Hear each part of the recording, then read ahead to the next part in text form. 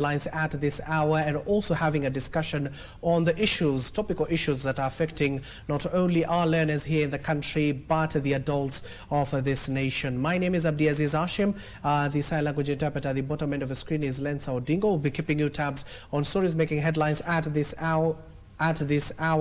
But the focus will be on the education sector. We'll be keen focusly on the education sector, especially when it comes to the placement of students, especially learners, into the junior secondary schools. And of course, the deadline will be on the 12th, given that there are a batch who missed out on the placement and they were told to reapply, and they will get the opportunity to go to the schools of their dream to pursue their education adventure. And of course, in here with me in studio this morning is Silas Obuhatsa. He is the National Chairman, Parents Association, NPM. Thank you so much, Silas, for joining us this morning. Thank you.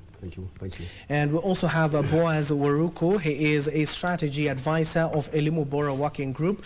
Boaz, thank you so much for coming in. Thank you, and that will be focusing on that topic this morning. Also, we're keeping tabs on various stories that are currently making headlines at this hour, including the building that collapsed in South Sea. We'll be getting the latest update from our very own, that is Giverson Minor. And of course, on opening of schools, we'll be getting more from our reporters who are dispatched in various parts of the country, and other stories making headlines at this hour. You do know that on Monday marked the official opening of the 2026 academic calendar, with millions of learners across Kenya reporting back to school. Not only those who are transitioning to senior school, the parents thronged the markets, uniform shops and bookshops for last-minute rush to, of course, prepare the learners for the first term. You do know we're still dealing with the 844 system, but also with the competency-based education that continues to, of course, being entrenched in various elements of our education system. Also, the 844 system is still active, with the learners still pursuing that particular course in that particular system.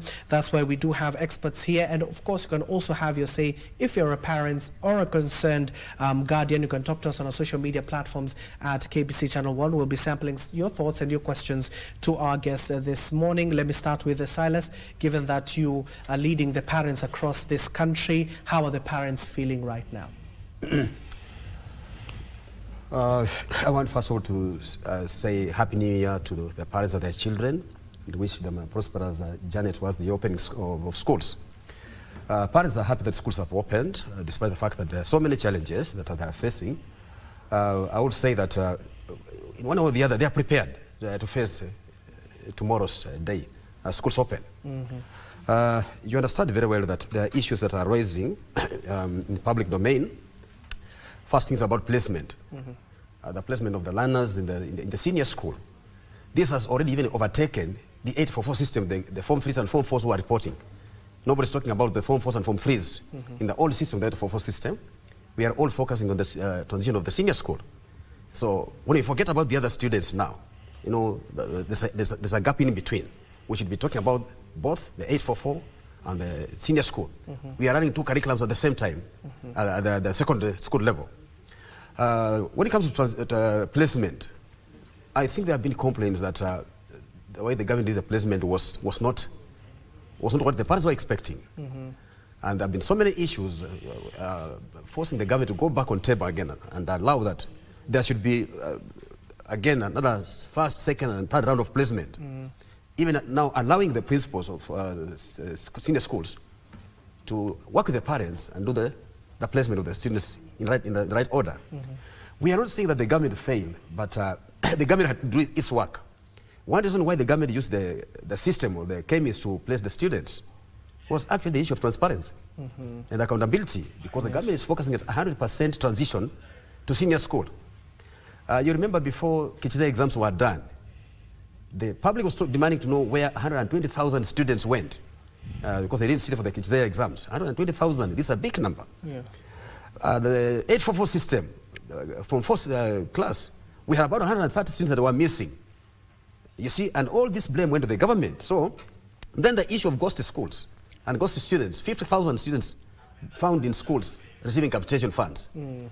So all this, being on the head of the government had to sit again and make a second thought, that how do you satisfy the public to make sure that we shall not have ghost students, we shall not have any other blame again, as far as children disappearing.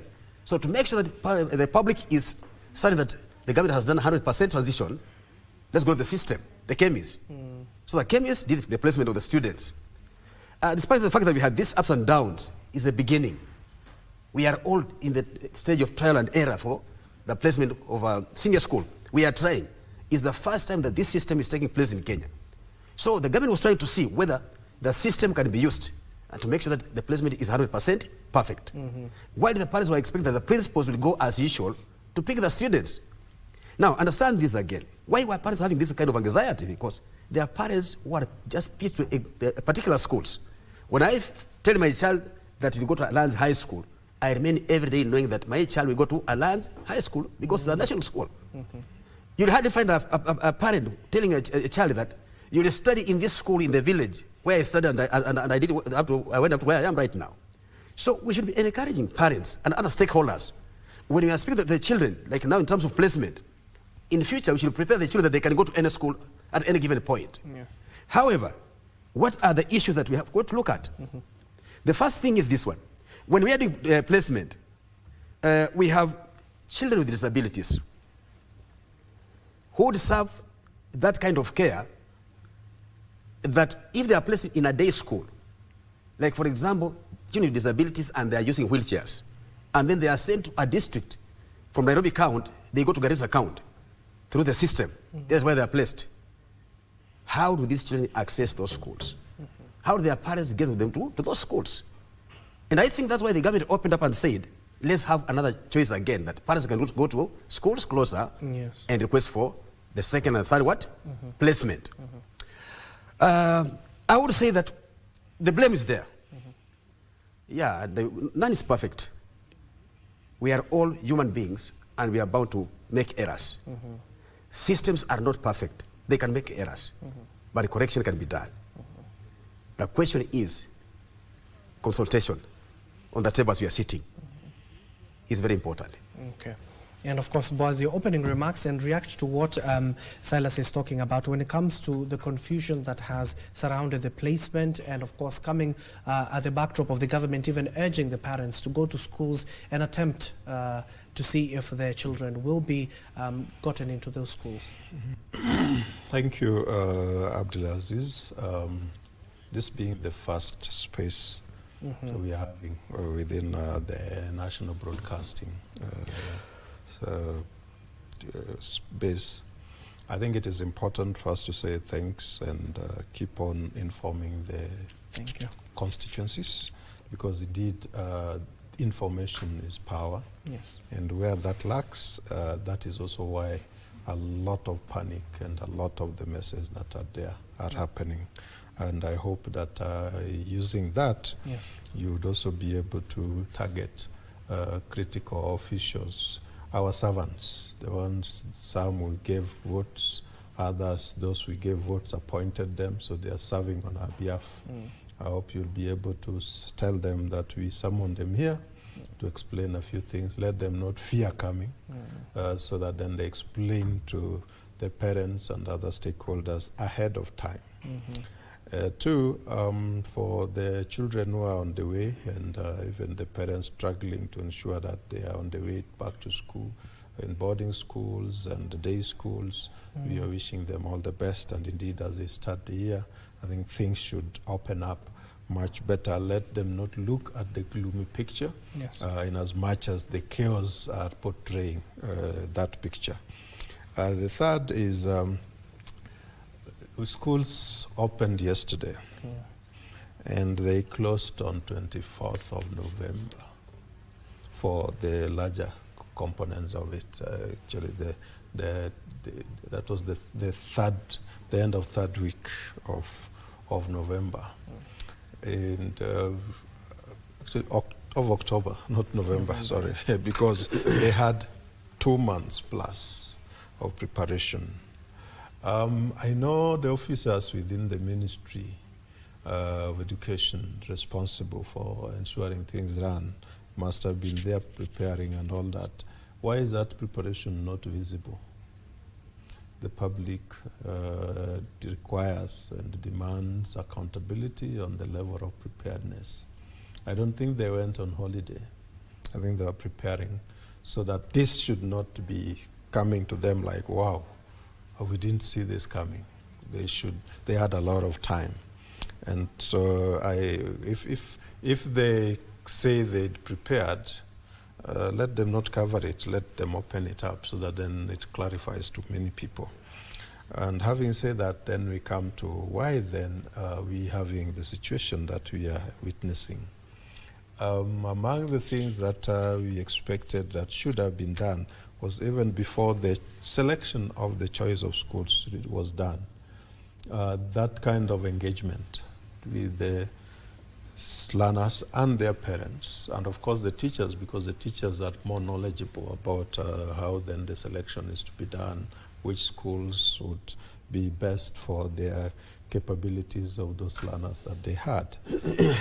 That should have been done ahead of time so that intense consultations, and my brother, the president, I'm happy to call you the president on this platform, because there were years ago when there was only one president. But now the Constitution allows me to refer to him as the president of the National Parents Association.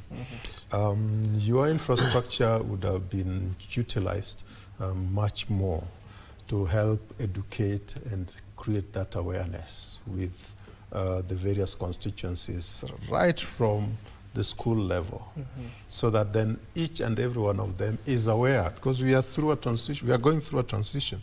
They should be aware. When people do not know, it becomes a problem. And when the signal was there, I remember after the pre-selection, the choice, indication of the choice, there emerged about some over 5,000 schools which had not been selected by any of the learners. Yes. Those were red signs. It should have pushed the Ministry of Education to do a little bit more. I don't think they went to sleep.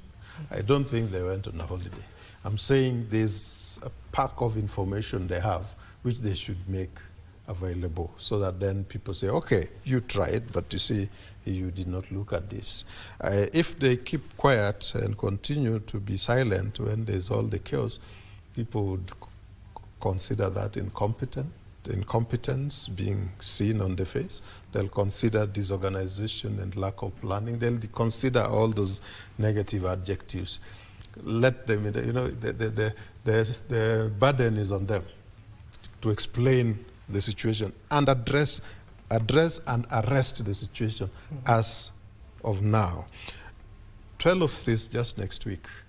If we wait until 12th, and I think from the media sources just yesterday, you saw the reporting back of these other classes, Form 4, Form 3, grade 1 to grade 6, and then, of course, then grade 7 to grade 9. You saw some schools being bombarded by an avalanche or huge numbers of parents seeking for spaces. If they do not address and arrest that situation now, you can imagine next week when the grade 10 are reporting. Some will be reporting because they have letters, yes, they are prepared. Others would be reporting because they are seeking for that admission. And indeed, the way it has been arranged, 12th, and once the 12th is done, that's why they are saying then after 12th we'll be checking who has not reported. 1 day, not adequate. So they should also revisit that. 2, the issue of clarification on the fees. That has been a headache. Why? Because when the CS Migos Ogamba sought to clarify that, the circular in operation is as per what was previously in place, but he indicated that, here the boarding schools would be charging a maximum of 53,000. But do you remember the circular of reference had categorization of schools? It had national schools, it had extra county schools, and there were different fees. When you cap them to 53, it means even those who used to charge 43, we would say, oh, we have the latitude, we're charging that. Those are the points I'm saying that early preparation would have prevented. And indeed, you've seen even now as the learners who are receiving the admission letters or calling letters, some they receive, but those letters for the curriculum work, for instance, it's not indicating I'm going to do STEM, X, Y, Z. I'm going to do social sciences, X. You know, that's kind of the pathways. Yes. This, those needs to be arrested now, but I would say probably it also opens up an opportunity for these learners to revisit their choices. They revisit based on reality. If you chose STEM because, okay, your ambition and idea was that you land in a school where the infrastructure is available and the teachers and all.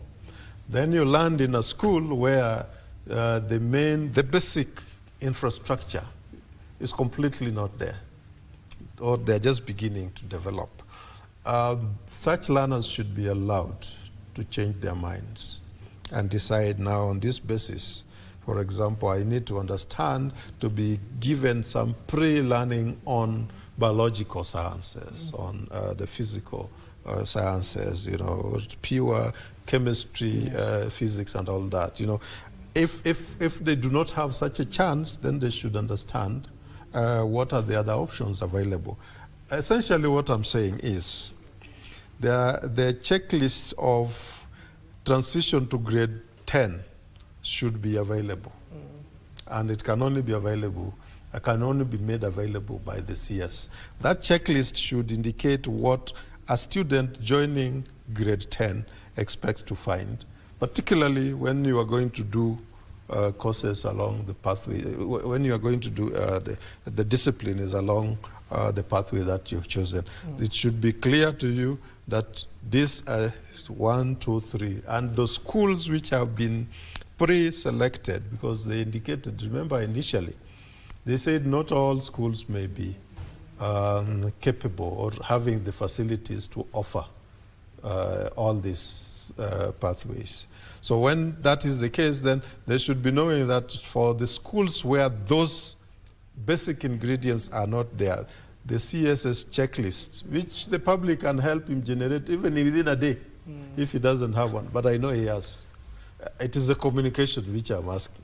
Because without that communication, then we'll say he doesn't have, he doesn't know, he doesn't understand, he doesn't plan, he does, you know, those doesn't. And that is not good for an education system. Because the education system sets the tone. If it is disorganized, all other systems will go astray. Yeah. And Boaz has raised a very pertinent issue. Even you, Silas, you were talking about in terms of the placement, because you see the way learners, even us who were under 844, we were primed when you're when that pamphlet is before you, you're finishing class 8, now grade 8. You used to pick schools that normally people talk about, the likes of Alliance, Lenana, Mango, St. Mary's, yes, St. Mary's and Maseno. People used to run for those schools, yet despite you having the marks, capacity is the issue. Yes. In this placement, we saw those schools that people pride to go to, their capacity could not handle. Let's say, for example, there was a school here in the capital, I don't want to name, 150,000 students had applied across the country to get into that school, yet they required only 20,000 students. So that even ties up to the issue of not only capacity, but the placement. Is it that we are primed and framed not only by our parents, but the society at large, to go to those institutions, leaving out the thousands who nobody has applied to? I think Boaz has had very tangible, touching points on what he has said. One, I will tell you, and I still speak it loudly, that, and Boaz knows this very well, that if I had not gone to a national school, even this morning I would not be sitting on this chair. I will not be able to face you and discuss what I'm discussing here with all this kind of courage. I will not be known anywhere as much as I'm in this country. Okay. So the exposure. Can I get a sample from our field? Just, okay. We're trying to reach to our reporter who is currently at Nairobi Primary School. Continue, sir. Yeah, so I was saying that the issue of national schools The moment the government mentioned about traditional national schools going to have students for senior school, parents had very, very high hopes that now the question of national schools had come back again. Yes. And there are specific children that had applied for those schools. Let me take an example of the Stare girls and the Stare boys schools. These are well-known schools. I'm sorry to use them, but I use them as an example. Stare girls and Stare boys, during the selection of students, when the results come out after the exams have been marked, they are given the lists because they are special schools. They have their own special offers to the students. They offer scholarships and they stick to that. And they know the categories of the students who join those schools. So you find that Stare Girls gets a list from the ministry with all the students, and they go through and select the students who applied, basing on the needs of those students. They have two categories of students, like a Stare Girls. We have the paying category of 30%, and we have the 70% of the needy students, including the orphans and those that are having issues with the, whatever you cannot mention. Now, so for example, now I'm sorry to say this. When the system picked the students directly and gave the names to Stare Girls or Stare Boys, the opposite of what is done or what has been the tradition, the question comes now, where does Stare place these girls, the 70% needy girls who are to go there, who are applied, and actually the school had picked them because they had interest. And remember that in Stare schools, the parents apply latest by March every year. So the parents are sure that we applied and our students might be there. So this comes the issue now that if the government thought of doing away with the national schools, that name national schools, actually we weren't expecting to hear anything about national schools in the transition of the senior school students. We just thought of hearing of the schools transition, because this is a process, continuous process. You remember this very well. Secondly, involvement of the principals is critical. Principals are the CEOs of senior schools, and they have a say. And therefore, using the system and without involving the principals fully to understand, first of all, the principals should have been trained on how the system was going to work, to understand that in case Plan A fails, Plan B will work. So if that access to information was probably in time, we are sure that some of the problems that we are facing right now will not have come about. Involvement of the stakeholders, like the parents now. I will tell you that one of the challenges that the parents are having right now, the government is working with us as National Parents Association. Yes. And last year, the government through Kenya KICD gave money to support National Parents Association to train parents in the country on the transition guidelines to senior school. We did this in 24 counties out of 47 counties. This is something that you cannot take for granted because the government did that. Actually, it had interest to show that parents are stakeholders. So we give that opportunity with the KICD. But we didn't manage to do that in all the 47 counties. So the 24 counties that we did the training, or where we went to sensitize the parents on the transition guidelines, those parents were well informed. Compared to the 23 counties where we didn't go. These are the counties where parents are now talking about their children going to Form 1. Instead of going to the senior school. Because they don't have full information on issues of pathways, they still lag behind. They don't have information actually on the issues of school fees, as now my brother Boaz is saying here. Maybe they're hearing this now from here right now. They don't have information on the infrastructure. I'll come back to you, Silas. Just give me a minute. Let's sample at least one school here. We're taking you live to Nairobi Primary School, where our very own, that is Joseph Wahungu, is currently joining us. He is currently conducting interviews with the heads of those schools, including the chair, that is Fuad Ali. Let's listen in. Wahungu, if you can hear me, good morning. What more can you tell us? We can see even the heads are speaking. Let's listen in. All is in place, and the senior schools are ready to receive our first cohort of the JS, of the CBE. Well, basically, when you talk about CBE, there are also challenges to do with infrastructure, challenges to do with teachers, and especially the JSS teachers interns who are raising issues last year that they will also want to be maybe absorbed into, permanent attention program. contracts. Do we still have those challenges around? What do we foresee this year? Well, TSC has a unique way of absorbing these teachers. And in normal circumstances, before they become permanent and pensionable, they normally start as interns. And that is well to be explained to them when they are given their letters of appointment. They become interns for a certain period of time before they are absorbed as permanent, pensionable, and permanent and pensionable teachers, PNP. But even the ones which are posted this term, they're still interns. But I know the last interns we had in the system are already absorbed. And the TSC is absorbing them with the time. There's a duration which they're supposed to serve as intern before they're absorbed as PNP. Most of our schools still struggle with infrastructure, especially for JSS. How is the situation right now? What we've got? Well, I can say not most of the schools, but a big number, majority of the schools, in terms of infrastructure, they're well organized. The ministry did release funds to develop classes for the grade 9. Those funds were dispersed last year and the year before. And as we are talking, all junior schools, schools with junior JS, have classes.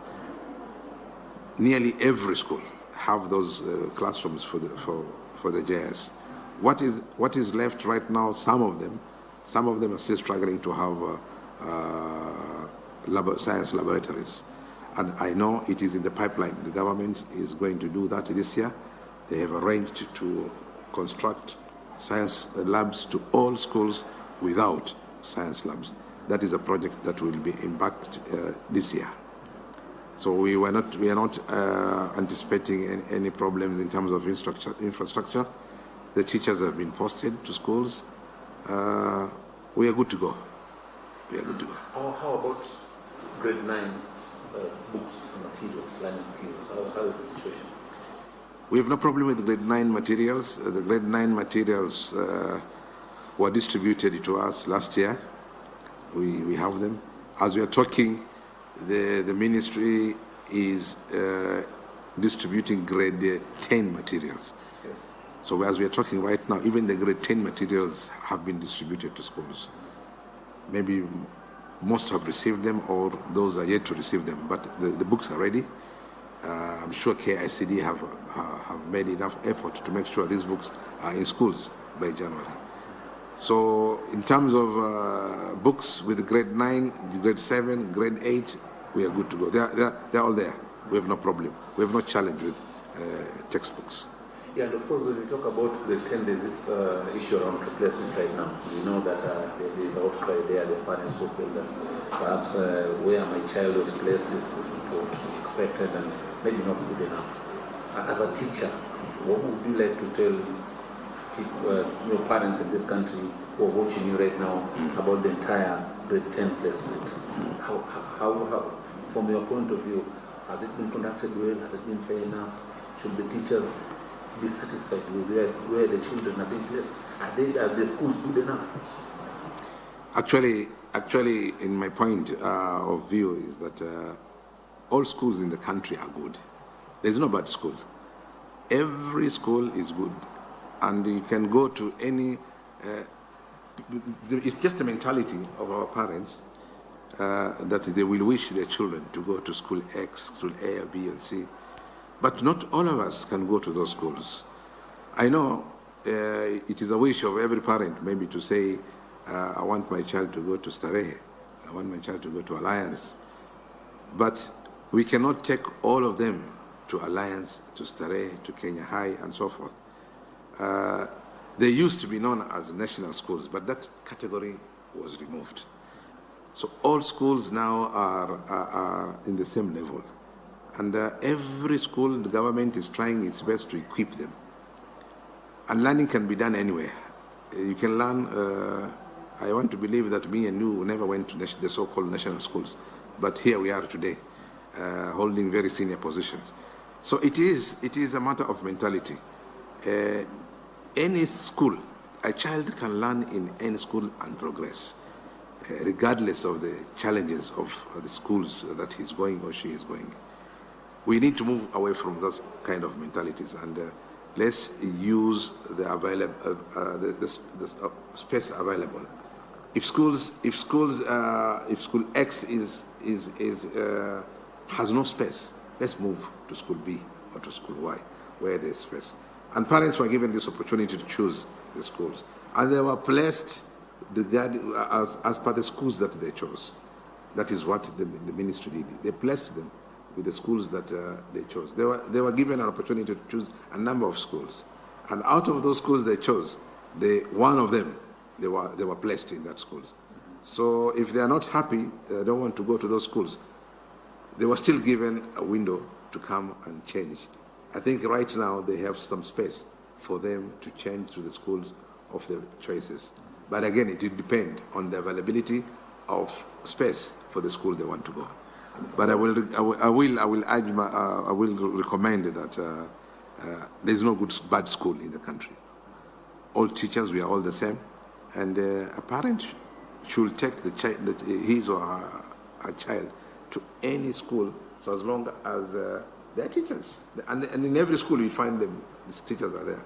So let's occupy these schools, which are the spaces which are available, and let us not concentrate on one or two schools.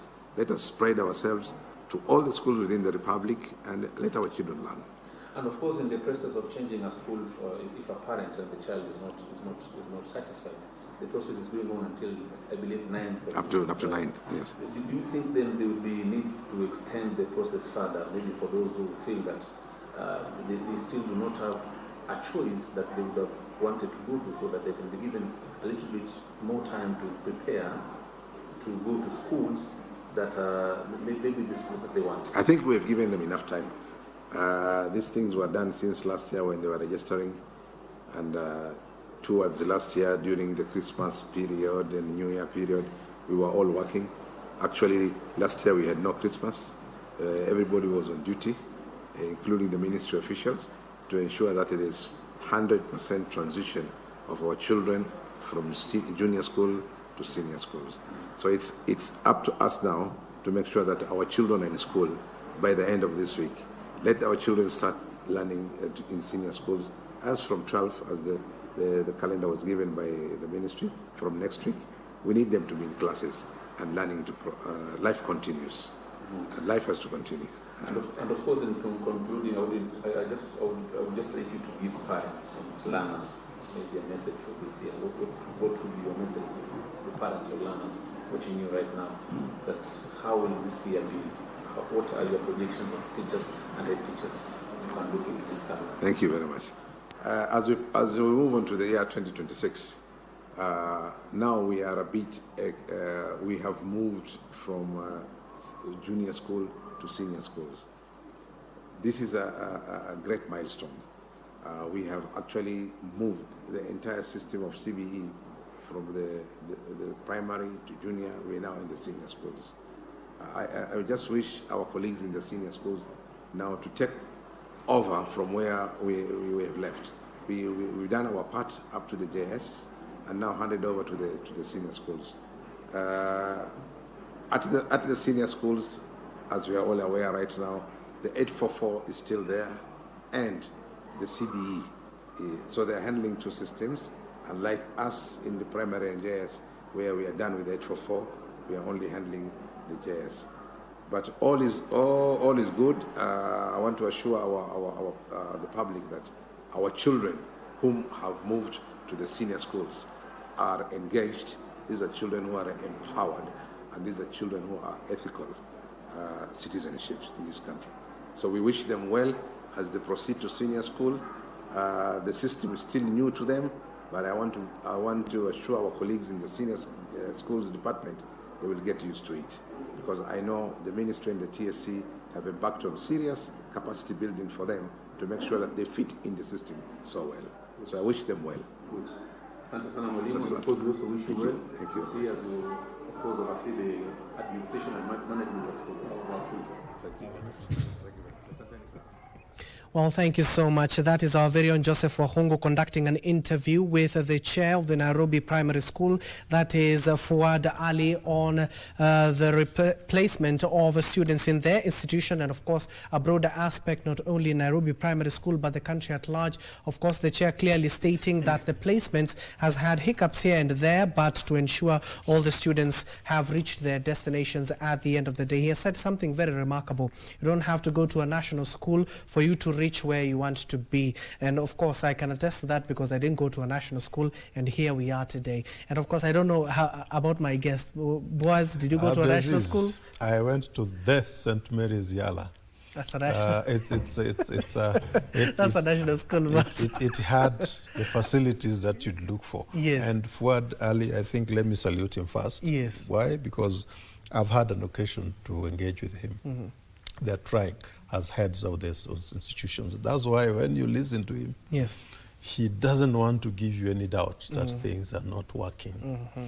So that is the projection he must make. Mm-hmm. For us, we are the ones who can call it where it is not working so that we help him and the other team members. Mm-hmm. The discussion about why are people struggling for those few schools, it's because of the same reason why they did not select the 5,000, that did not have even classrooms adequate, that did not even have laboratories, that did not have, and they are talking of secondary. Mm-hmm.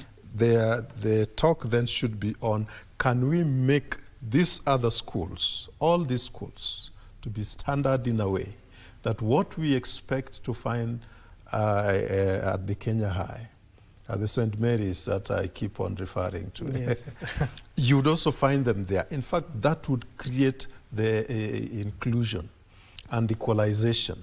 Because you can imagine, I'll give you an example, and Abdiaziz, you'd be shocked on this. Mm-hmm. When I joined Form 1, we were taken to junior laboratories because they are senior laboratories. We had actually 3 categories of laboratories, just for biology, then physics, all the sciences. So the junior laboratories.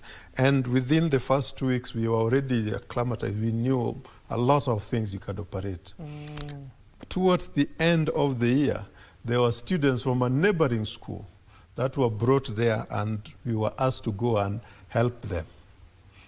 Unfortunately, these were Form 4. Mm-hmm. So you can imagine Form 1 in that school trying to help Form 4 who are preparing for the exams. That inequality is what we as a Limubora say we must eliminate it, because the exceptions like yourselves, like Fuad and others, are few. But when we make those schools capable of allowing every child to develop their potentiality, it is much better. So I like the positive thing he said. This year and continuing, we'll be looking at how do we improve the situations in those schools. That is a positive note. We should not say that it is just okay, you can go anywhere. No, it is not just anywhere. There must be adequate number of teachers, well aligned to the curriculum. There must be the equipment and the laboratories, all this infrastructure. The learning environment must be conducive. Those 3 parameters I talk about when you talk of quality, it should be there, because they sit the same exams by the end of it all.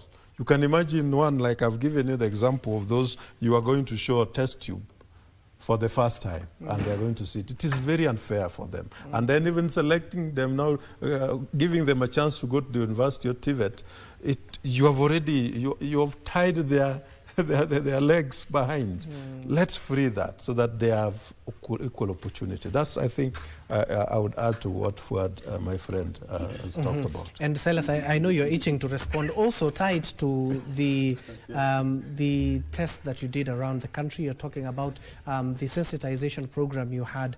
But in terms of educating our parents, we've even heard even the chair clearly stating that our parents are already primed and framed to think that those national schools are the only schools here in the country. Yes, I want also to tell the boss that I also went to only the Mango High School, where almost 150,000 parents applied. Yes. But the space in that school can only accommodate up to 500 students. So when you have 150,000, that can even make the principal run away, because he can't respond to 150,000 calls day and night for the space. I want first of all to come back and tell you why parents will always try to go to those schools. as boss said, one, like in the Mango High School where I went, you saw a plane go to Mango High School. I think you saw it. Yes. Every parent wants the child to be in Mango because there's an aeroplane in Mango High School. There's a child found in West Pokot, in that primary school I saw called the Loromoru, that was destroyed. We shall be speaking about this. It's so sad, eh? A student, male student who comes from that school will be very proud to be in Mango High School and just touch that plane and feel it, even if not getting inside, because that is an opportunity. You see that? But this is a facility that has been taken to Mango because the initiatives of the Parents Association and the alumni of the school.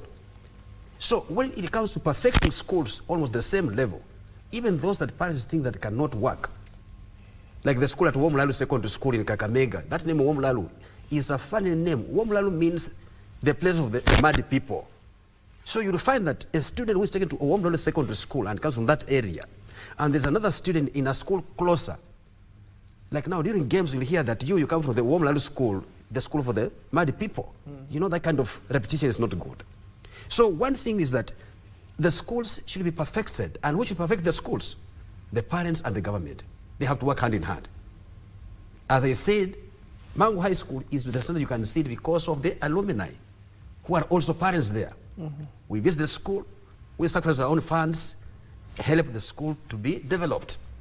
So parents in the country can set that standard and develop schools within the areas. So that we don't compete for Mango, we also compete for a Songolo Secondary School in Vihiga County, where I come from. The other thing is the history of schools. There has been that tendency of some schools have never performed. And actually, hardly have they ever produced a student at the university. So you find that parents may not want to associate those schools because they will feel that always their children will go to the university. And that's why you see parents running for the national schools. Now, leave that aside now. Let me come to the topic. As Fede has said, there's no bad school in this country. And I said that yesterday when I was on NTV, that there's no bad school in this country. Because the schools that we have, all public schools, have trained qualified teachers from the Teacher Service Commission. They have qualified special principals who run the schools are the CEOs. So we cannot say that school A is better than school B. In other words, we are trying to say that the principal in school A is the best and the one in school B is the worst. All principals are equal and the teachers have been trained on all subjects that are going to be offered in the senior school for those who will be teaching there. So parents do not have a worry on that one. Training of parents. I had begun on saying on this. The government gave funds through KICD and we trained parents in 24 counties out of the 47. Yes. And those parents that were trained in those 24 counties had some hint or some good information about the guidelines that were were being used as far as transition to senior school was concerned. So they hardly had problems than those parents that were in the areas that were not trained, the 24 counties that are still pending. And that's why we are still calling on the government again to extend that gesture again, this time as early as possible, even within this month. As they are allocating funds to schools, they should allocate more money, either through National Parents Association, because they're a stakeholder. We are in the Basic Education Act. We are authorized to train parents in the country on issues that are relate to the children's education in the country here. The Ministry of Education should work with us closely with the whole government, and even Parliament. Even the Parliament should enact saying that National Parents is a stakeholder within the Basic Education Act. They should be funded to support the education of the parents to understand the full implementation of CBE, so that in the future we don't have these complications. As I said, we shall always, we cannot be 100% perfect. I still insist that the government has done what was to be done, and another person would have done the same thing. Even if it were you, my brother, if you were there in the ministry, you would have done what the PS did and what the CS did and what the other officers did, because that actually was the right thing to do to make sure that parents feel that they are all equal. By the use of the system, the placement. Fred has said, when we are doing selection of senior schools, I'm a parent who has a child going to senior school now, and I'm proud of my child because she performed so highly. She's got a very good school, and that was her first choice. We were all given opportunities as parents to select schools, and we were given 12 schools, 12. Out of these 12 schools that the parents gave, at least the system picked one school. out of the 12. So when you blame the government that students are being placed all over, it's not the government. And I say that the system can also have a problem. So the few that had challenges, they were given an opportunity to go back and do what? Resurrect schools. So we are there. And we are picking, we are moving on. My issue is, let parents where they are settle down. Put the children in schools because of time. Support the government to go ahead. Yes. And before we take that short commercial, but as you react also, you can react to this because Boaz is raising a very relevant issue. Because you see, back in the day, it was us who were choosing, not the parents. Because when that list came to our schools, we were picking those schools. And they were guided by the teachers. So when did it change for parents to decide? May I correct you this? Okay. Please, may I correct you before Boaz reacts? Okay. I'm a parent who has a child going to grade 10. During the selection of the schools and the pathways, we were invited in schools. We were invited in schools. We start with the teachers. And I start with my child here. Okay. And I'll consult him or her to ask, which should be your best school first from what you have been learning and you've been always desiring to go to. And my child will tell me, I want Alliance Girls first. And the teacher would say, okay, that's what you want. Because in CBC is space for the children to do for themselves. That's what we are aiming at. We are training our children in the CBC to be responsible of themselves. The talents, that critical thinking and focus. So during selection, that happened. Just like in the old days, even in the old days when I was choosing schools, I went to see with my father and he told me, put Mango High School as the first choice. Okay. I consulted. Okay. So I can't blame the government. Okay. Wait on that. Okay. You can react. We only have 2 minutes before we go on break. Okay. Thank you. I wouldn't call you privileged, but indeed, where you are coming from also, you represent students of diverse backgrounds.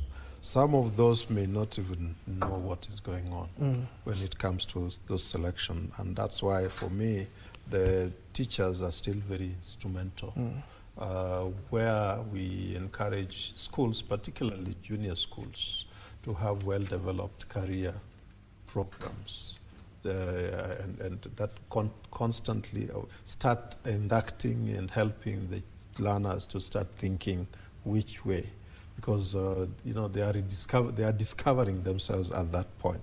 As of now, I know there's a shortage in that, because we are even still looking at, do we have the right numbers to deliver on those programs, so the subjects as they are. Okay. But I would point it out that our aim is to have those schools where you learn. It's like I don't want to call it a lottery, but wherever school you learn should be able to provide you with the right condition, the right equipment, the right number of teachers, and to undertake your studies and emerge victorious. Otherwise, there are schools which, when you're taken, it's like you've been condemned. We shouldn't be having such a situation. We'll be picking up that thought in just a few, but we need to take a short commercial break.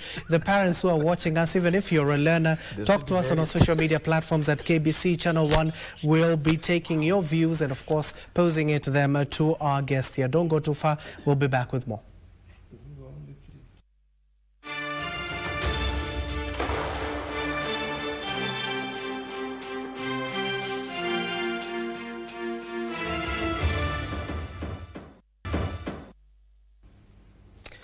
Welcome back and thank you for staying with us. We're still talking about the education sector and we're keen focus on the grade 10 school placements that are set to be expected to end by the end of next week, when all learners are expected to report to their various institutions that they had applied for, and they were, of course, amicably taken into by the principals and other teachers who are in those particular institutions. We've heard one from Nairobi Primary School there from the chair on the progress. He clearly stated that the progress is still going on smoothly, and urging the government, of course, to iron out any hiccups along the way. And also, we'll be talking to our reporter, that is Joseph Wahungu, who will be speaking to a parent at Nairobi School itself.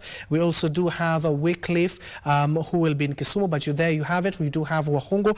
Wahungu, good morning, if you can hear me. Earlier on, you were with the chairman of Nairobi Primary School. What are the parents saying in terms of this transition?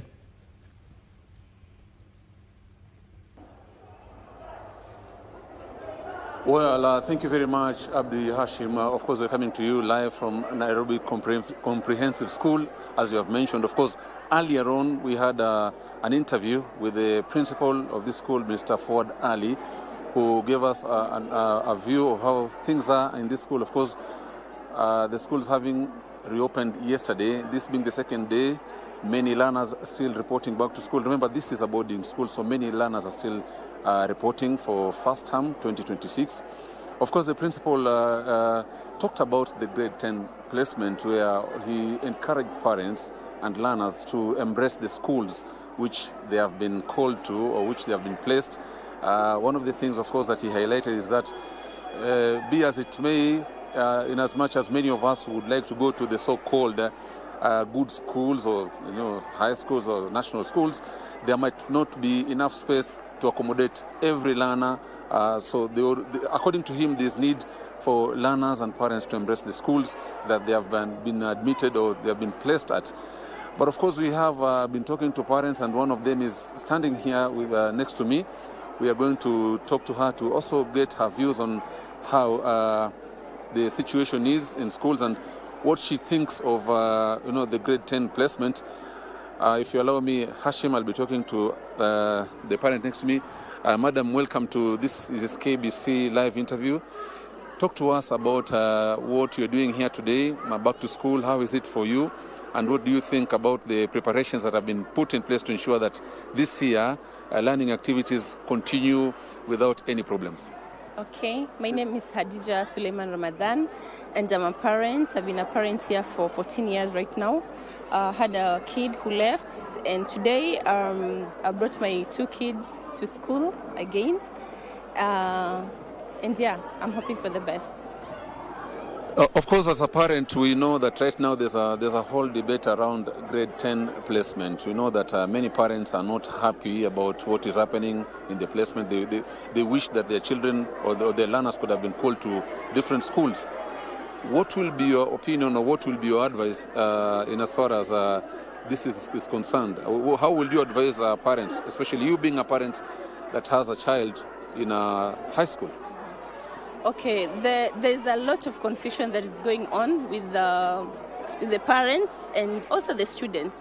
But what I'll add the parents also is, let us just embrace the schools that the kids have been called to. I personally, when my kid was called to that school, specific school that she went to, she wasn't ready to go to that school, but I convinced her, talk to your kids, actually parents, embrace the schools, because the learning is all the same. The teachers are all the same. So it is hard for us parents, but let us talk to our kids. Let us embrace the schools that our kids have been called to. Hashim, let us talk to our children. Let us encourage them to embrace the schools that they have been called to. This is just one view of a parent who is, of course, giving her views on the grade 10 placement. Of course, she, as you have heard, advising parents to embrace the schools and encourage their children to go to those schools. We will continue talking to more parents and of course to look into this matter, and we will of course be reporting further in our other bulletins to come, especially the 1 p.m. bulletin and the rest of the bulletins. So back to you, Hashim, in studio. Thank you so much. That is Joseph Wahungu all the way from Nairobi Primary School there. And of course, we want to urge all the parents who want to reach out to us, kindly do it via our social media platforms. It is at KBC Channel 1 through our X, our Facebook. We're also live on YouTube. You can go there and write down your comments, your questions. We'll be posing it to, of course, our guests here. Also, I want to take you live to Kisumu County, the Great Lake. We want to hear from our very elder, that is Wycliffe. Wycliffe, currently, if you can hear me, good morning. Where are you, and what are the parents and teachers saying in your vicinity?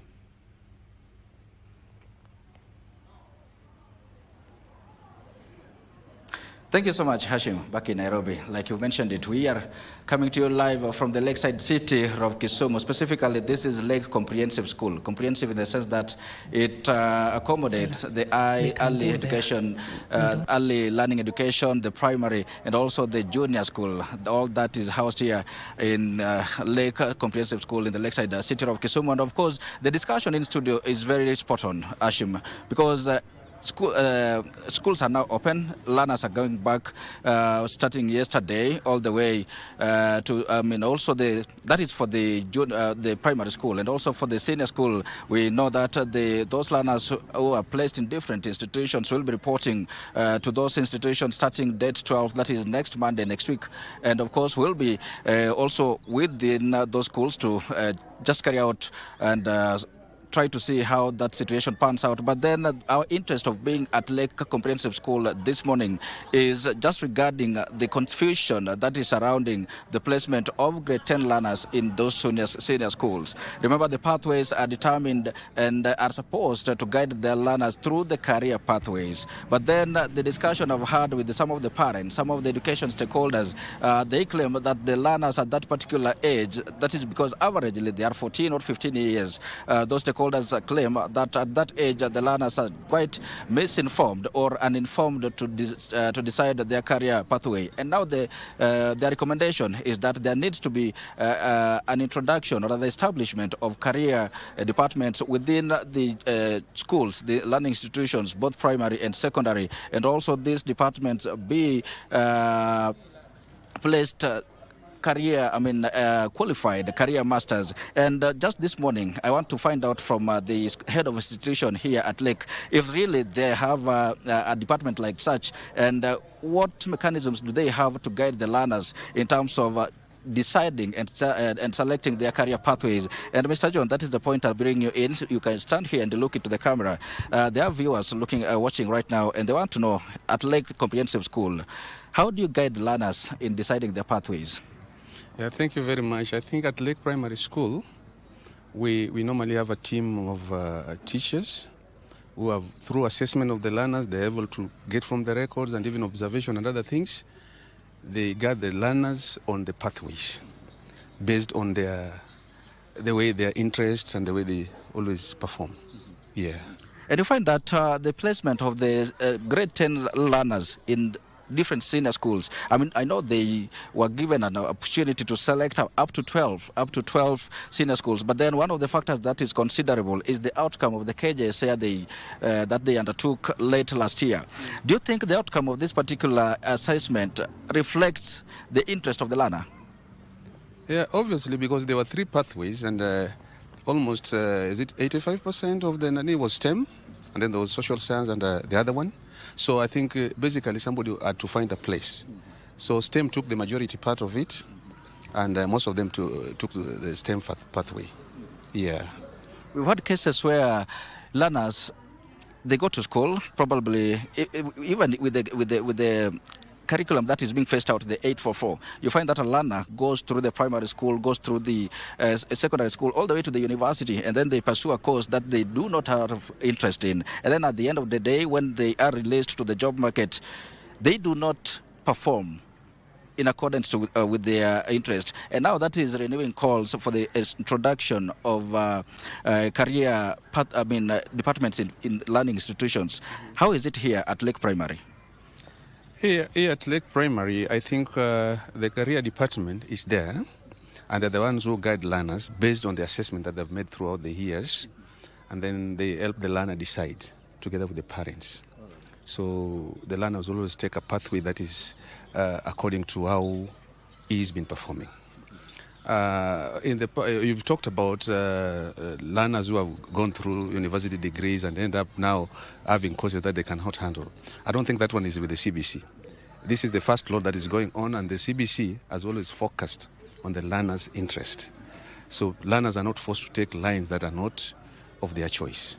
So I believe by the time they reach university, which they have not yet reached, and when I'm sure that by the time they reach there, it will be through their own interest. Yeah, so I don't think it will be like it used to be before. This time it's a little bit different. You've said That is my belief here. You've said that there is a particular department that handles career pathways counseling here at Lake Primary. Who are guiding this department? Is it the teachers that you have here? We have the teachers here who are very competent. They're the teachers who are very keen on the performance of the learners and the interest.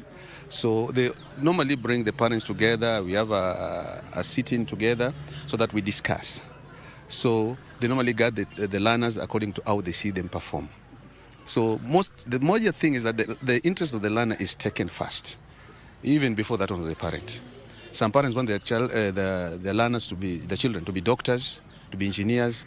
Maybe they are not interested along those lines. But we always talk to the learners. We look at how they perform the subject, they perform and they post in their subjects, learning areas. And then we make a decision. No, we don't make a decision for them, but we guide them through that so that they make a decision for themselves.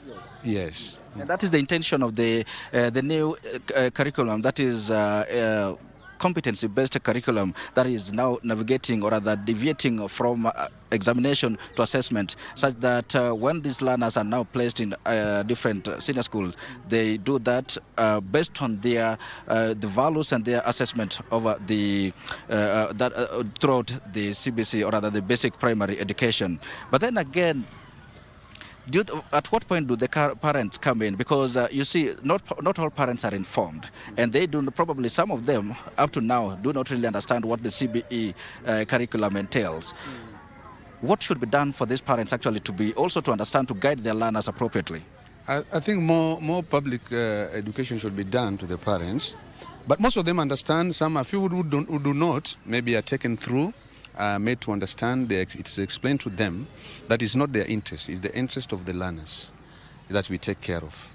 So sometimes here in Lake we call them during parents' meeting specifically to discuss the pathways, the career of the learners. We involve the team, we sit together, we discuss, and then eventually now when they'll be making a decision, when the learners will be making a decision of their choices, then they're able to understand that they have to respect the interest of the learner first. The interest of the learner comes first. Right. All right. And my very last question to you. There was the initial placement by the Ministry of Education of the grade 10 learners in different senior schools. Some parents and learners raised complaints, and now there was a review window that came to a close. And now, starting today, date 6 all the way to Friday, that will be 9th. This is the second window that is allowing some students who are not placed yet to review their choices. And the Ministry of Education says this can be done. Parents can go to their senior school of interest for guidance, and also they can come to the schools where their learners took their KJSA assessment also for guidance and assistance. Have you seen such a case here at your school? Yeah, they have come. I'm also a parent, and my boy learned here, and happened to be called in a school somewhere in Korea. So because he's a sickling, I thought that maybe that was misplaced. Okay, so I thought that as a parent, not as a teacher, but as a parent, I thought that maybe that will be too far. So when the window was open, I want to thank the ministry for opening that window. When they opened it, I used it, and now the learner has been placed somewhere convenient for him, where he can access health facility and other things. You know, there had to be a reason that you give. You don't just apply for placement in another school without giving a convincing reason. So mine was health. But most of now leaving my case aside, those other parents, they came. There was a team here, we had around 5 teachers who were here during that period of time. So they helped the learners and even the parents now make those corrections that they wanted made. And they were advising them accordingly. I was also here with them. Yeah. So they did, most of them got it changed. Some who, others could not get it because there are schools like Maseno, Alliance. Any parent will want their children to go to this big school, national school. Yeah, but you know how many people have applied. So if they're already full and you also insist that I must get this one, sometimes it's easy to get a decline. Yeah. So when somebody has declined to do that, then it doesn't mean that they don't like you. It simply means that there was no space left. So, yeah. And that is the reason the Ministry of Education, as we wind up, that is the reason the Ministry of Education is insisting that the calling letters and placement should be done strictly on the system and not parents walking into schools to get calling letters as it was before then. As a parent and also as a head of institution, speak a message to the parents and also learners to follow these guidelines that are outlined by the Ministry of Education in terms of placement. Let the parents go to the website and also initiate the placement just strictly on the system. Yeah, I think that is the best way to go. You know, before, letters used to come to school. Letters were written by the schools and then they were coming to the sub-county director of education's office. But then they could not find some of them could not find their way back to school here. They could be misplaced. Maybe a letter's gone to a different school, a different county or a different sub-county. So by the time it is traced, maybe the reporting time is over and now people will be hectic, okay? But now this time round, it's upon you. Once they announce that the selection has been done, you go to the website, you initiate the whatever, and then you get the letter. And there's this part. I think I like it because of two reasons. One is because, like a parent, when you are called to a school where you feel that you could not take your child, you want the child to go to a different school. If you download that letter, it means the system will recognize the fact that you've accepted to move. And if you don't, then it means you have another alternative that you are seeking. Now, as teachers, I think that one is good because if they were all to be brought to school, it means now you'll have to take that route. You have to take whatever that comes your way. But here they have been given an opportunity of even making correction where they feel things were not done right. Yeah. And the second reason was that of letters that we used to get lost or that used to come late. You've been called to a school, the letter has not come, you've been waiting, running. You have your index 1 was scored very high mark during that time, maybe 400 and you feel that this one must have gotten a school, but the letter has not come.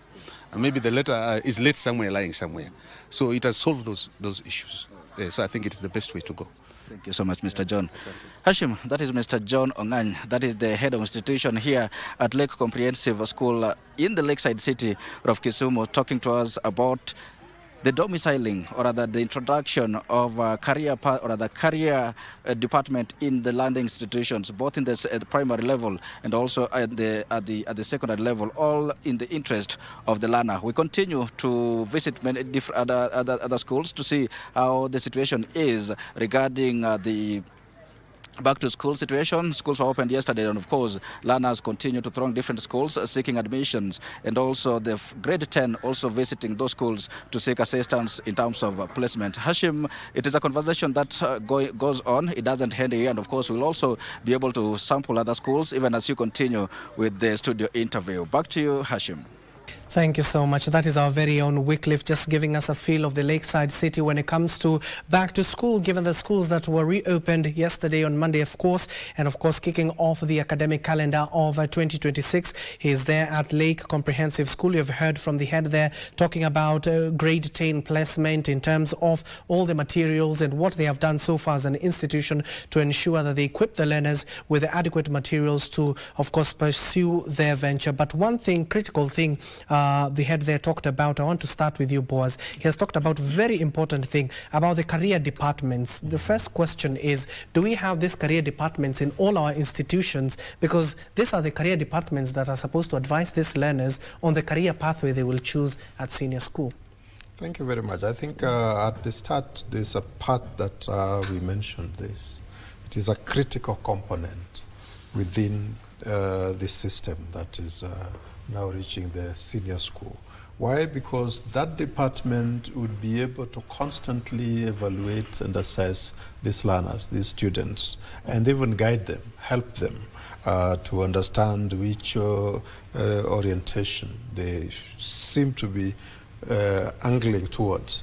That is not necessarily fully fledged in many of the JSS junior schools because of obvious reasons. You know, the issues of the teachers there, it's still a very thin line. They're still trying just to settle and have the adequate number that would be able to deliver on that curriculum. And two, I think the issue of this is where our intern teachers have been, and that jostling, pushing, saying recognition and all that. So it would be important to have an administrative structure that helps settle that, so that there's no push and pull, because it is very important, I think, to make the parents and the learners understand. The consultation with everybody else is important. But why do we always get an expert advice? It's because those people have got an extra eye and understanding. And that expert advice is what our Mr. John from the Lake Comprehensive School is alluding to. Because you hear him saying he had a team of 5.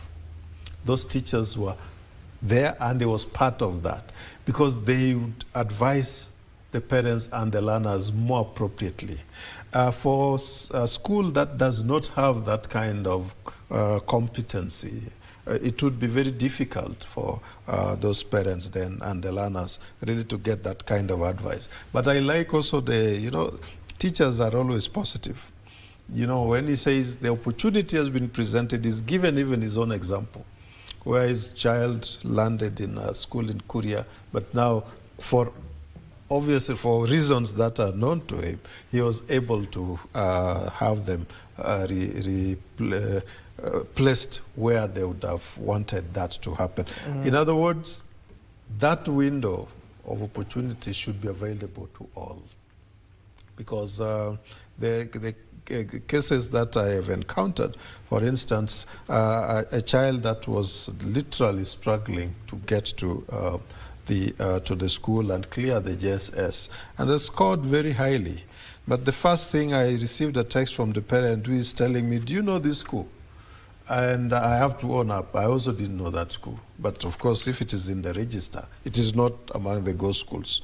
If it is in the register, it exists. So I had to literally Google and even check, because nowadays you can use technology. And I said, oh yes, it is somewhere in Muranga, inside there. And this is a parent who was in Busia, trying just to check and saying, in terms of the way I see even transport to go to those places, can you help me to get a school within the Nyanza or Western region, which is a little bit accessible? And I say, as things stand now, the advice that the head of institution is giving there is the most appropriate, because from the school where they did their KJC, and I think we need to re-emphasize that. Yes. When you go back there, they will be able to initiate that process for you and help you and even guide you and keep tracking for you. Once you've initiated it there, I think that additional part where they're saying you can also go to the school of your of the child's dream, or rather where you'd like to transfer to. I know that one is what could be bringing more problems, because like you witnessed yesterday, in many of those schools, as the Form 3s and Form 4s are reporting, but some parents have also come with their children who are not necessarily those continuing, and there can be a lot of confusion there. Those are things which require to be addressed, and I would advise, remember I said, this part of this information, it should not be coming only when a wall has been hit. It should be preemptive. It should be given forth, it should be part of an information that is given, I don't want to say a priori, but it's before the act happens. Don't wait until the panic comes in.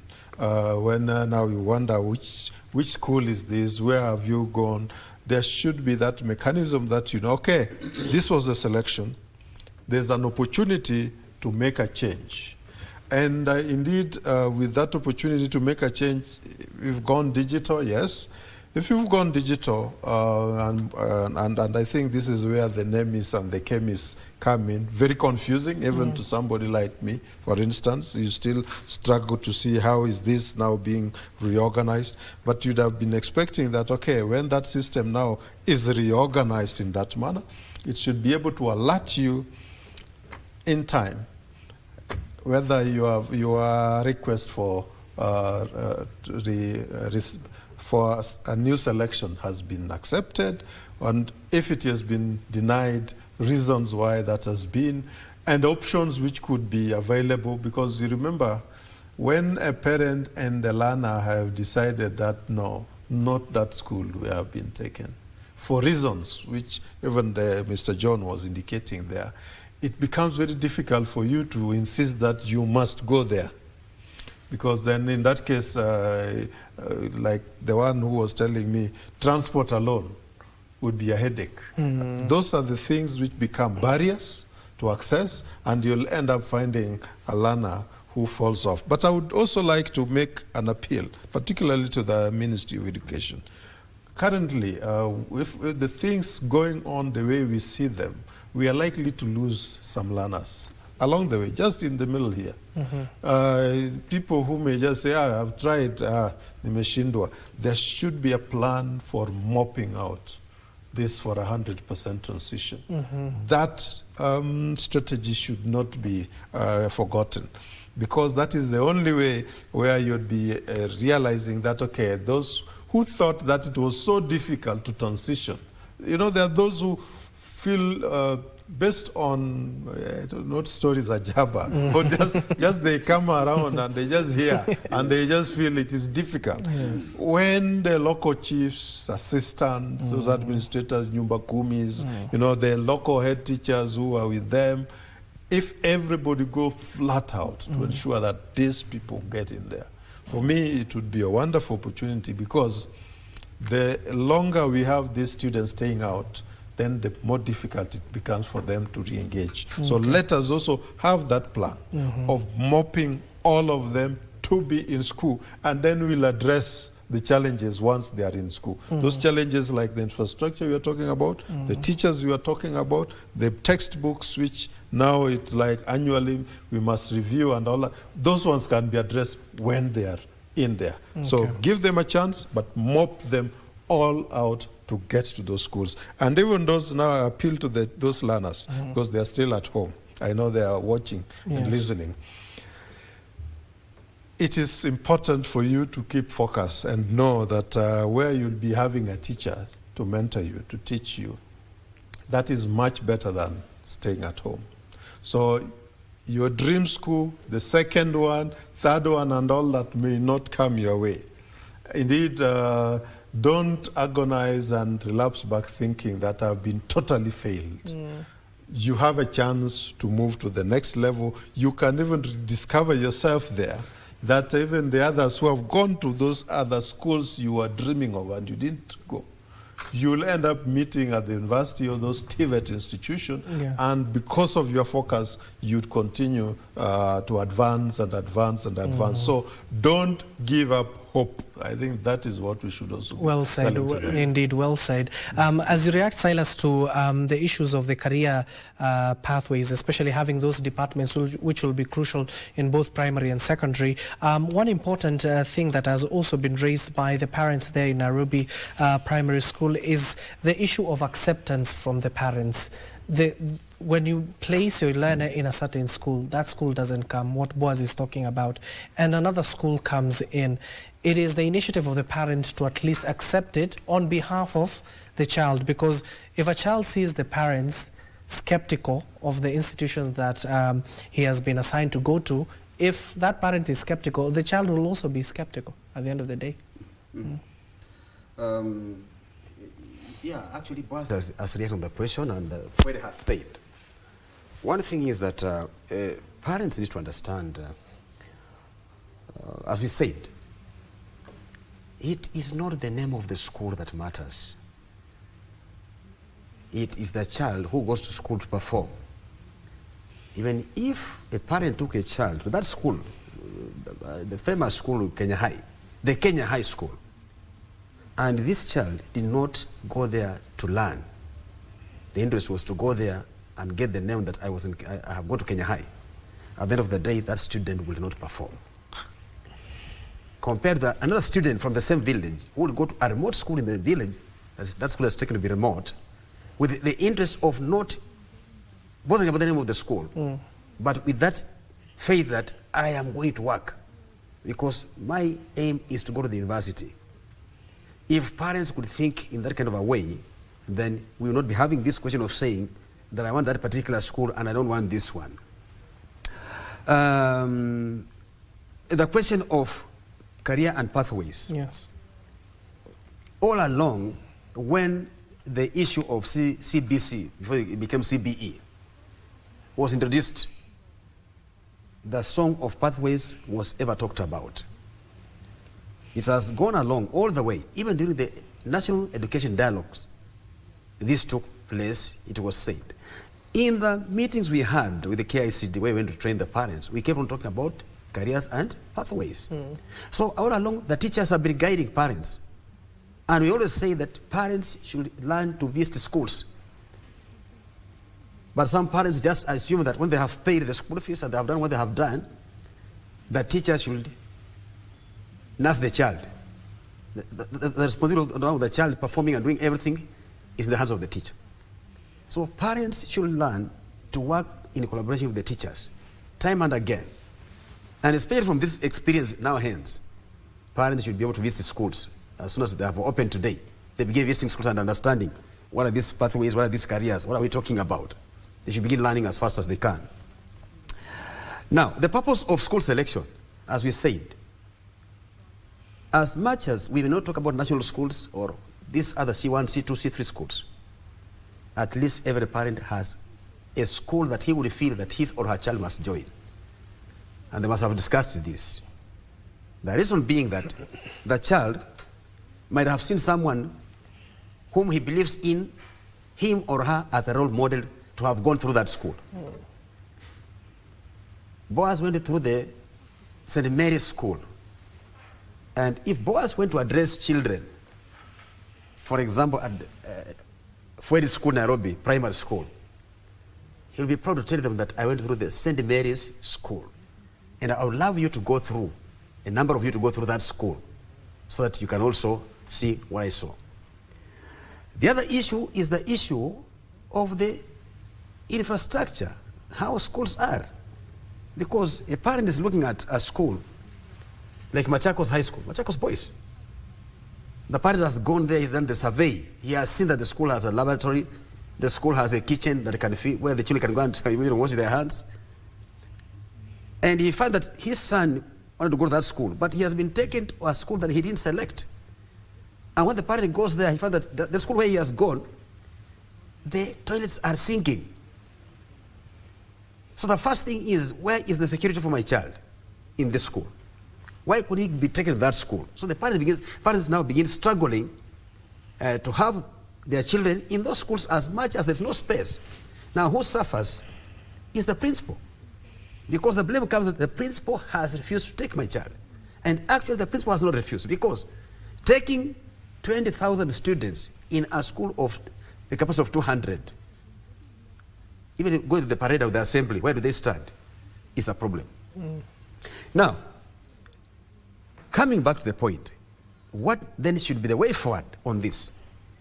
One, the government should move with speed and actually work with the KICD and with the National Parents Association that I've said, or work with parents association direct to empower us to go to the parents and actually do this parental empowerment and engagement and work with the parents. Because during our parental empowerment and engagement, we have officers from the Ministry of Education who know about the pathways and the career, whatever. We have the Teacher Service Commission officers with us in these meetings. We have KICD. When the issues of textbooks and whatever comes about, they are there, the curriculum. We have people from NEC.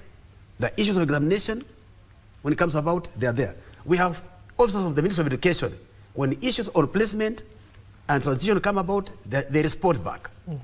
So if the government can work closely with the Parents Association as fast as we can move this. I want you to hear this here right now. There is a parent who was, and I will read. Okay. Please allow me. Okay, I'll allow you. Chairman, please address this. One, disability etiquette among teachers and parents and guardians that take care of invisible disabilities.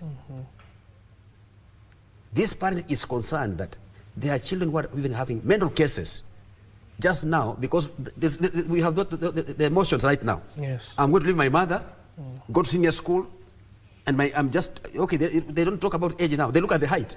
I am short. And if there was with a tall person, he will beat me every time. That's not the thing. So there are different invisible disabilities. You know what? Neurodivergence, something like that. That's what this parent is talking about. They should be addressed among the students that are transiting to senior school. This has not been addressed. And he says, number 2 again, parents and caregivers training and sensitization on basic skills for disability concerns and needs. This has not been addressed. These children with disabilities are crossing to senior school. Then, empowering caregivers and parents with the children with disabilities. Finally, advocates for inclusive schools and retain special needs education on emerging disability concerns. Then the last one, emphasize on sign language in all schools. All this can work when the government works together with the parents, because parents understand their children. So if they are brought on the table here, Minister of Health is ready. Right now, we have the Disability Act in place. And I hope the Honorable Dwale is listening to this. Okay. His PS, Mr. Lunga, is also listening. Yes. They are in the right hands with the Parents Association to reach parents and address these issues. If they can do that. We're not going to not only leave this to the Minister of Education. There are also stakeholders in the department. So we have to move as a team. Let parents rest assured that the government is not throwing children. If it all goes to the end that the parents who have not had their children taken to the schools where they want to be taken, first of all, let them take them to the nearest schools. And by so doing, the easiest way, and the government has allowed this, if there is a parent who has now a problem with the placement of the child in the nearest school, or whatever school he wants, can these parents go to the county directors of education as soon as they can, so that the county directors can address those issues? If they can't address, they'll contact the PS. And there'll be a what? A resolution. Than complaining in the streets. Okay, before I give you a chance, Boaz, let's get more reactions from our parents who are currently, of course, talking about and, of course, ensuring that the learners are in their various institutions. Let's get their comments and then we'll be back with our discussions. The selection of the corporate chain is a problem because they call somebody a child somewhere far, which is day school. We just come to a problem now because we are not seeing the futures now. Unless they come and address with the parents in such a manner that the school be, or the children be taken where we're supposed to be. Kama kijirani yangu ananiambia alipewa shule ya day school huko Kericho na yeye yuko Bungoma. Sasa hiyo haiwezekani.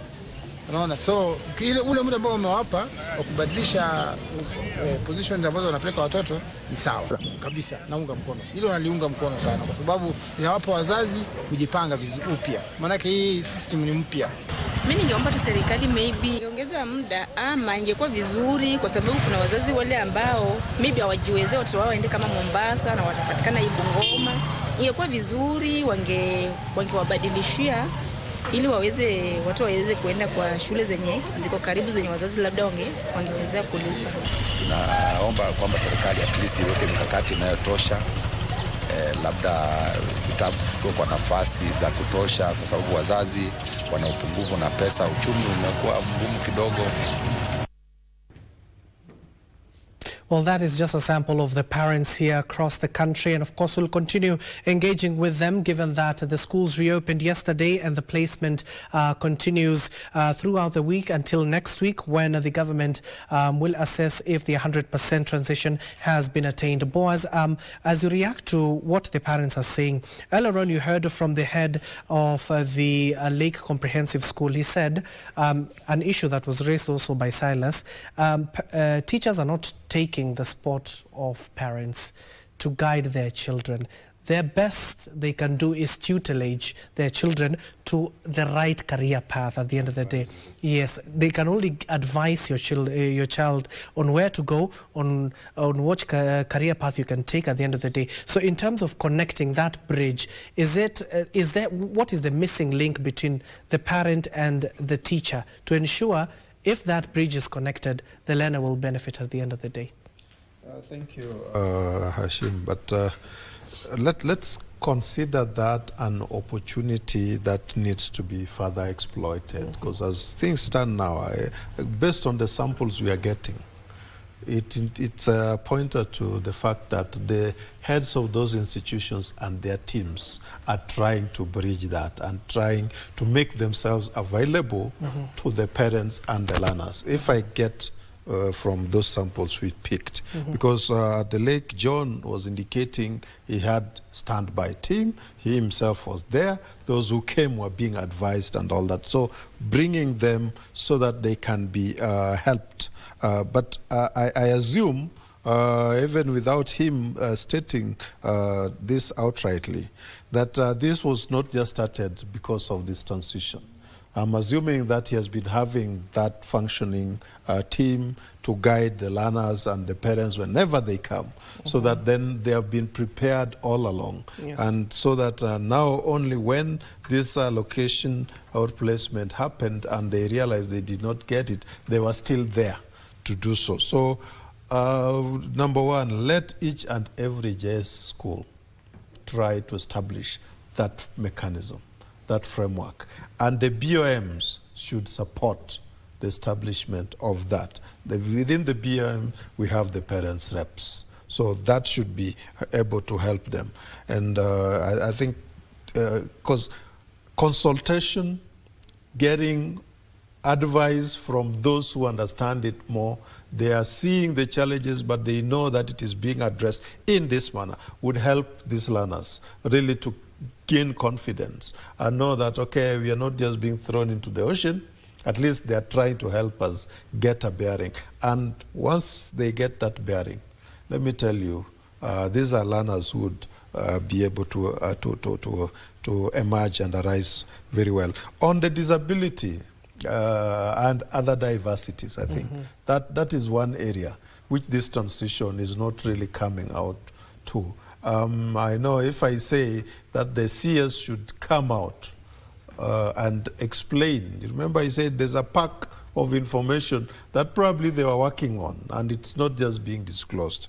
That pack of information on even how they have listened to and incorporated the diversities like the disability issues, that now can be addressed. But of course you had that part of the diversities or the disability that were being dealt with, it's emotional, mental issues that probably could be addressed much later, but that could require even a stronger counseling department. And indeed, I think, look at the Basic Education Act 2012. It actually provides that there should be within a school, those basic staffing components, basic parameters, including the nursing, where it is not possible even to get one per school. I think the Directorate of Education within the county and sub-county can arrange in a way that such experts exist and they keep visiting and supporting and advising, because the Basic Education Act already provides that those should actually be in school. So it's implementation. And that's also where then the CS should come in. I think each and every day when he goes back, he should be using that as the fallback. Remember I had asked about a checklist. His first checklist is the Basic Education Act, checking what is in it, right from the first section to the last. Checking on, the other schedules that are also there. Checking on his own rules and regulations, because he's the one who gazettes them. I'm saying Migos Ogamba, as the CS now, he owns even those rules and regulations which have been gazetted before, because he is a substantive holder over the office. So I would be looking at him like every day with the technical persons he has. He takes time and sees, are we on track? And you can only answer that question if you are guided by the instruments that are in operation. They start with the Constitution, come to the various legislations, including the Children's Act, with his own regulations, and then now he sees that, as we are dealing with this, are we complying with essential values and principle of consultation with the stakeholders and the parents. If he did that, things would be much lighter and better. Let him not be seen like he's running away. Okay. Let him come closer to the stakeholders. Okay. Thank you. Let me at least accord you, Silas, 40 seconds, tafadhali, because we have run out of time. Yes. Talk to the parents and the learners who are watching you right now. Your final remarks, please. The first thing I want to say is that I want to thank the government because it's committed to seeing that the transition to senior school is 100% successful. The CS has done his part with the PS and his ministry, and the government at large has done that. Secondly, I call upon the president of this country, Dr. William Ruto, to plan a day and just have a meeting with the parents. We are ready to meet the president and advise on how we want to support the education agenda in this country. Because he has made the religious group, he has made the teachers, he has made several other groups, but parents are still waiting. And we hope that he's planning on this. And to the parents, let us not discourage our children from the schools where they have been selected to go to. Let them go there. Let the parents encourage their children to go to the schools where they've been selected. If there are no changes. Meanwhile, in the course of time, like now, maybe second term or at the end of the year, the openings are still there. They can still be changed to the schools that they want. Secondly, the emotions or the psychological kind of torture that is now eating the children. These are young children transitioning to senior school. Parents should sit with their children and prepare them fully on when to report to schools and what they expect. And they should talk of negative, positive things that the children should expect in schools. Let them not talk of things that, oh, you'll go to the school, you'll be molested by the form 3s and form 2s, the form 4s. There's no molestation. The government has put strict measures in place that all senior school children will be protected. To the heads of institutions and the government, finally, I am insisting as the head of parents that let there be no head of institution sending a senior child out of school for whatever reason without the accompaniment of the parent. Let the heads of institutions invite parents in schools, discuss the issues of fees, issues of books and whatever, because children don't buy books, children don't pay fees, they are there to learn.